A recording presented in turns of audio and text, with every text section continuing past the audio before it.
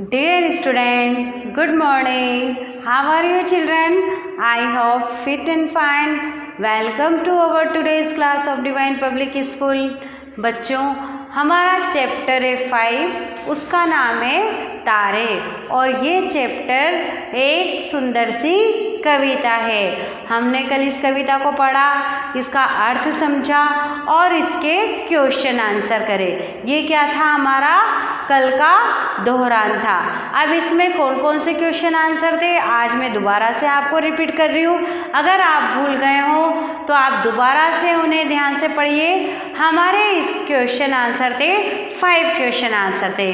बच्चों, पहला क्वेश्चन था आपका सूरज के ढलने पर क्या होता है और इसका आंसर हमने बोर्ड पे भी लिखाया था, शायद आपको ध्यान होगा। इसका आंसर बताएंगे आप मुझे? चलो ठीक है, मैं आपको बताती हूँ। सूरज के ढलने पर क्या होता है? जब सूरज ढल जाता है तो अंधियारा छा जाता है और सब जगह अंधेरा ही अंधेरा हो जाता है। हमने कल इसका आंसर लिखा भी था।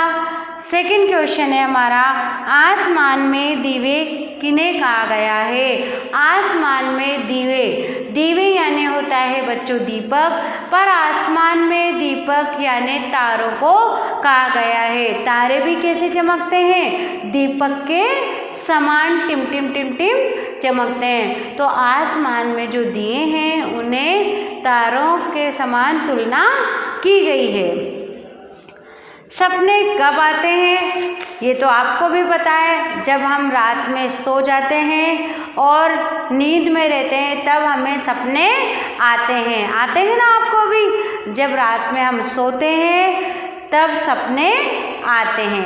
अब है हमारा क्वेश्चन 4, सूरज की किरणें कैसी होती है? सूरज की किरणें कैसी होती है? सूरज की किरणें सोने चांदी के समान चमकने वाली होती है। बच्चों, यहाँ पर सूरज की किरणों को सोने चांदी की चमक के समान बताया गया है। लास्ट एंड 5th क्वेश्चन है हमारा, आसमान में अंधेरा कब छाता है? अभी फर्स्ट क्वेश्चन में भी बताया था, जब हमारा सूरज छिप जाता है, सूरज अस्त हो जाता है तो आसमान में अंधेरा छा जाता है। ये तो हो गया हमारा कल का दोहरान।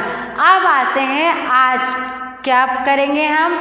तो इसके लिए बच्चों आप सबसे पहले अपनी बुक ओपन करेंगे। बुक में आप पेज नंबर 37 ओपन करेंगे। जल्दी से करिए आप मेरे साथ साथ, और पेंसिल शार्प करके रखिए और इरेजर भी रखिए। यस, पेज नंबर 37 पर ऊपर जब आप 37 पर देखेंगे तो वहाँ पर लिखा होगा कविता की पंक्तियाँ पूरी कीजिए। इस तरीके से आपको लिखा है रात, फिर पूरी लाइन खाली है, फिर पूरी लाइन ब्लैंक है जिसमें आपको लिखा हुआ है पीछे चमकता है। सेकंड पैराग्राफ में सोने, जो सोने, फिर पूरे डैश है। इस तरीके से आपको ये पेज नंबर 37 पे ऊपर ही ऊपर आपको नजर आएगी। ठीक है, अब इसको आपको क्या करना है? फील करना है। अब फील कैसे करेंगे? या तो आप बुक में से देखकर फील कर सकते हैं या फिर आप मेरे साथ साथ अभी अपनी बुक में फील करेंगे। कविता की पंक्तियाँ पूरी करो।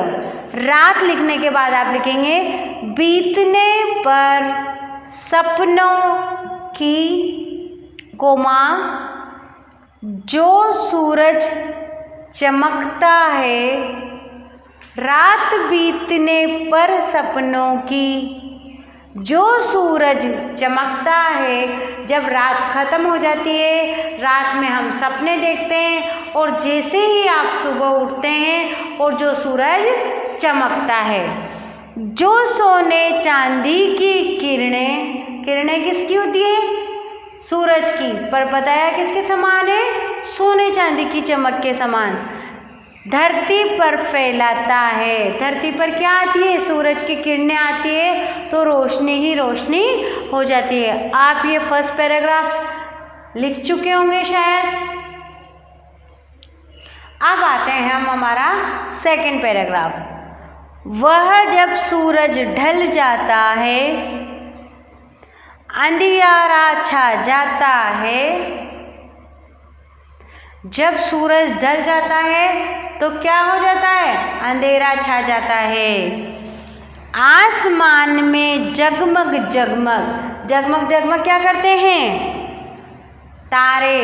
लाखों दीप जलाता है। आसमान में जगमग जगमग लाखों दीप जलाता है। बच्चों ये जो पोएम है वो आपको आगे हमारे जो पेज है उसमें पेज नंबर 35 पर भी दी गई है। अगर आप इसमें से फिल करना चाहें तो इसमें से भी फिल कर सकते हैं, और अगर आप बोर्ड पे से फिल करना चाहें तो बोर्ड पे से भी फिल कर सकते हैं। इसमें आप बुक में से देखकर मात्राओं का, बिंदी का सबका ध्यान रखते हुए अच्छे से आप फिल करेंगे। और आज हमारा हो गया बच्चों 1 से लेके 4, 5 तक के जो क्वेश्चन आंसर थे उनका हमने दोहरान किया है, और ये कविता की है। इस कविता को आपको लर्न भी करना है और अर्थ भी समझना है। और जब भी आप कहीं कविता बोलेंगे तो कैसे बोलेंगे? विद एक्शन, जैसे कि मैंने आपको सिखाया था। अब हम कल करेंगे इसके अभ्यास कार्य। तो आप अभ्यास कार्य करने के लिए अपनी बुक ओपन रखेंगे, पेंसिल और इरेजर साथ में रखेंगे। तो आज तक के लिए बच्चों इतना ही काफ़ी है। Thank you.